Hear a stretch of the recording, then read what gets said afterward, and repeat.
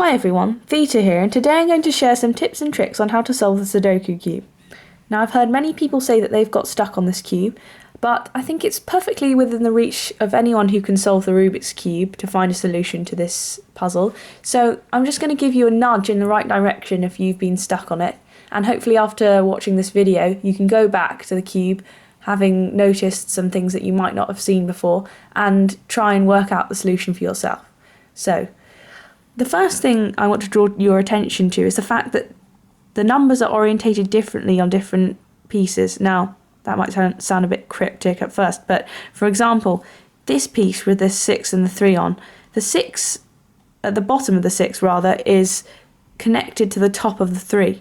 However, this edge has a 9 here and a 7, and the top of the 7 is connected to the side of the 9. So as you can see, these pieces are fundamentally different in their structure. So if you compare that also to other corners, this 7, 1 and 3 has 1 and 3 sort of parallel to each other, and then the 7 is pointing towards the 3. So what that means is that an edge like this can never belong next to a corner that does not share some similarities in the structure of the way the numbers are facing each other. So that can be a good starting point for trying to find a solution to this cube. Now, another thing to notice, which perhaps you've already noticed before but some people might not have, is that you have a clue from the centres of what numbers might go around it. So obviously, if there's a 1 in the centre, you can't have any 1s around the centre.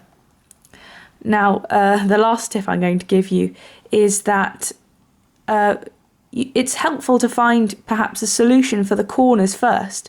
So you can try and solve the corners first and then the edges, or the edges and then the corners. That can also be a good starting point. Now, those are just 3 tips on how to get started on solving this cube. So hopefully after watching this video you can go back and see if you can solve the cube. So happy cubing. Thank you for watching.